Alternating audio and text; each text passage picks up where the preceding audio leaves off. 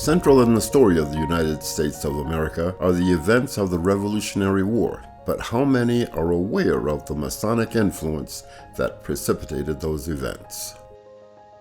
Freemasonry teaches that liberty, equality, and fraternity are essential to human happiness and dignity.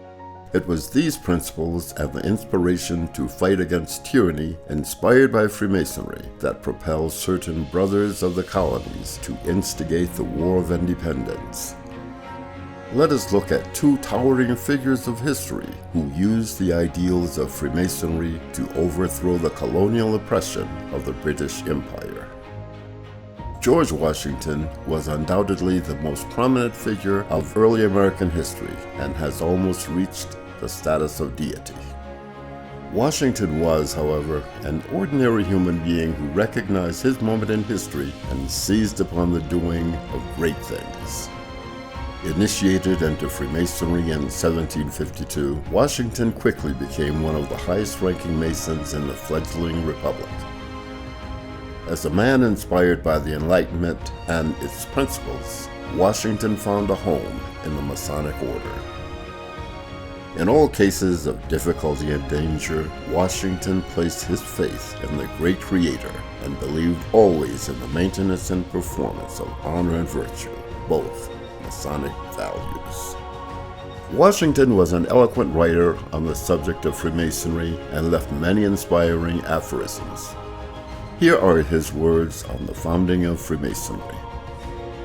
Freemasonry is founded on the immutable laws of truth and justice, and its grand object is to promote the happiness of the human race.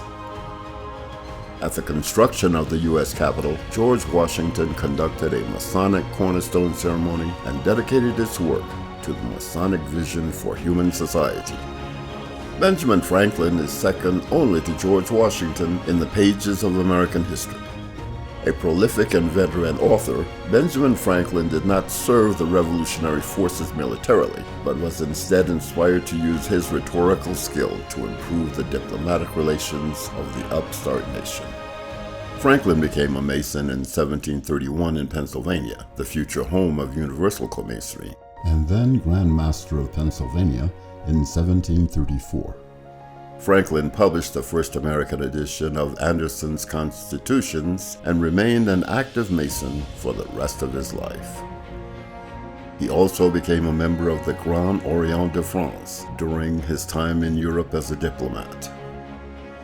While attending the Lodge of the Nine Sisters in Paris in 1778, he assisted in the initiation of Voltaire, the infamous French novelist. Franklin, a prolific author and man of letters, composed many writings on the subject of Masonry. The following quote is Franklin on the subject of a Mason's wages. Masonic labor is purely a labor of love. He who seeks to draw Masonic wages in gold and silver will be disappointed. The wages of a Mason are in the dealings with one another. Sympathy begets sympathy. Kindness begets kindness. Helpfulness begets helpfulness. And these are the wages of a Mason.